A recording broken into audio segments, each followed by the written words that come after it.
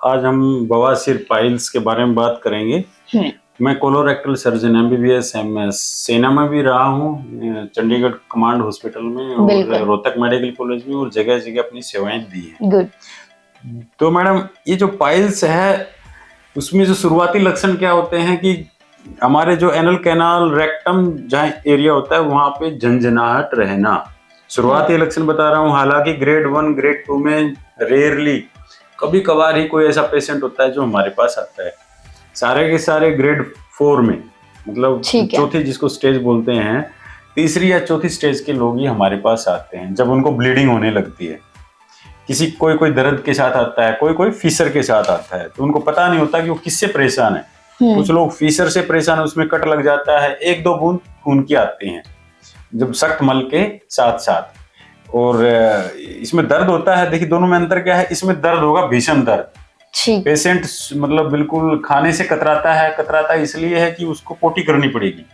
इस डर से ही वो कहेगा कि मैं खाऊंगा नहीं, पतला सा रहता है। ज्यादातर जो इस तरह के पेशेंट देखने में आते हैं वो खाने से डरते हैं, वो कहेंगे जी खाएंगे तो पैखाना करने का मन करता है और पैखाना करने जाएंगे तो दर्द होगा। तो वो एनल फीसर की पहली पहचान है। और क्या होता है, मल के साथ या पोटी के साथ 2-4-8 बूंदे फ्रेश ताजा टप टप करके खून आता है, सिर्फ 8-10 बूंदे, उससे ज्यादा नहीं आता है ना।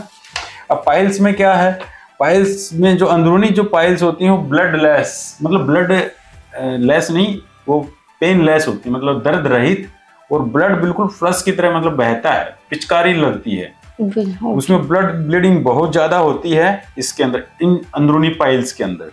और जो बाहरी जो बवासीर होती है, जिनको रोगी अक्सर बवासीर मानते हैं, वो बेसिकली स्किन के टैग होते हैं। एक आध होती है कि एक्सटर्नल पाइल्स, जो इंटरनल जो पाइल्स होती है वही उसी का एक्सटेंशन होता है। या किसी वेन के अंदर बहुत ज्यादा प्रेशर अगर पेशेंट लगाता है तो कभी कभी एक ब्लड का क्लोट बन जाता है, फंस जाता है उसमें खून, जो वापस नहीं आ पाता है।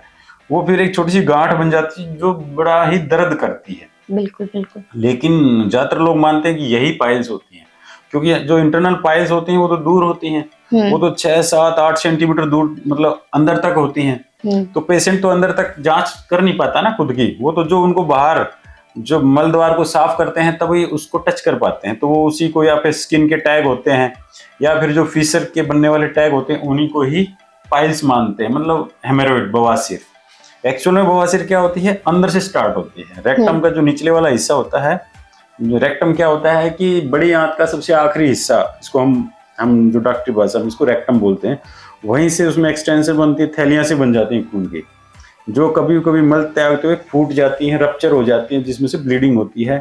लेकिन इसमें दर्द रहित ब्लीडिंग होती है, और ब्लीडिंग इतनी होती है कि पेशेंट को रक्त की भीषण कमी हो जाती है।